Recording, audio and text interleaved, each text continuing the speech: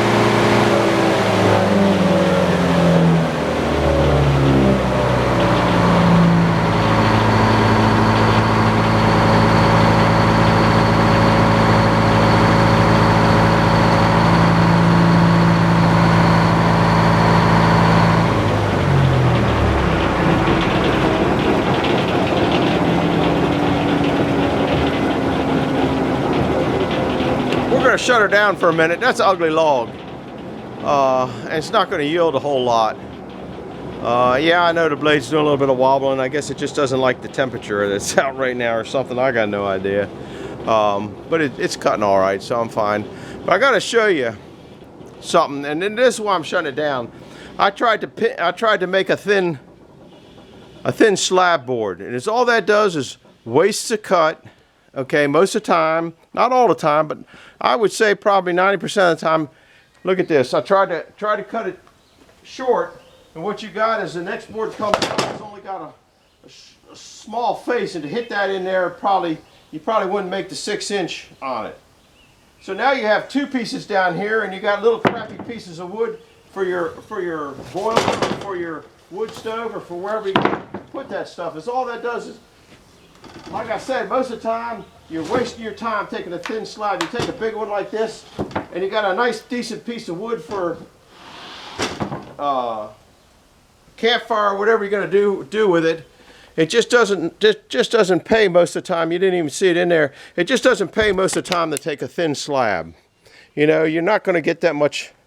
You're not going to get that much more out of it, and then you got more work down the line. Now I have two boards that I got to cut up, little thin pieces of crap that aren't worth nothing. Where this one here is that's a substantial. That's probably almost 3 inches there. So that's a decent piece of wood. You got tapered wood like this, it's kind of hard to deal with anyway. So it doesn't fit in all circumstances or all situations. But I would say that most of the rule of thumb, and what else it does, which it's not doing it on this, it dumps it down into the sawdust pit. And if you have a chain down there or whatever, it messes things up all the way around. I think there's a board down there right now clogged up down in there. So anyhow, I just wanted to really point out why I take heavy slabs, because some people have asked me, you know, why you're losing a lot of wood because of this, because it goes to firewood. If it isn't on the sawmill, it's firewood. If I saw it and it's a heavy slab, it's firewood. So it really doesn't make any difference. If you had that board on there that is crappy, chances are you're not going to want to use it anywhere. You know, chicken coop wood, about all a board. You know, a board like that one down there. The other board's coming off probably all right. But anyhow, I just wanted to kind of show that. Now I'm just going to cut through to some goofy number and then flop it down and see what I get out of it. I'm not going to get a whole lot out of that one, guys.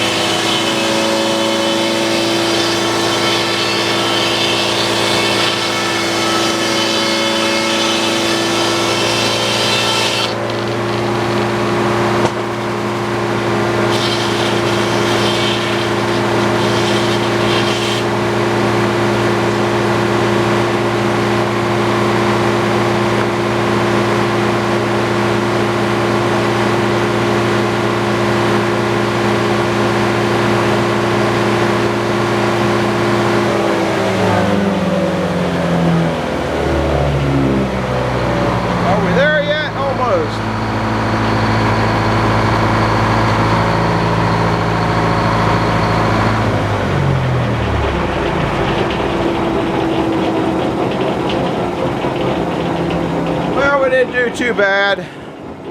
Let me see what we got here. We're getting down to the wire here. We got 1, 2, 3, 4, 5, 6. 6, and there's about 4 over there, about 10 boards. So I'm going to get those stacked. Look at all the pine on the camera. I'm gonna get those all stacked over there. I'm going to get the slab wood cut up and put what I can in there. I'm going to start getting the trims over there, and that's when I'll bring you guys in when I start cutting the trims. So over and out for now. Do me a favor, hit the like button, hit the subscribe button, hit the put it back in the tripod and stop being so shaky button. Anyhow, I'm glad you came by. Just cutting more pine, what can I tell you? Hopefully this guy will take it, and then I'll be in hog heaven. Be the first wood I've sold in a year. So thanks for stopping by. See you later. Over and out. Hit the like button, subscribe button, and thumbs up. I'm trying to figure out how to turn the camera off. There it is.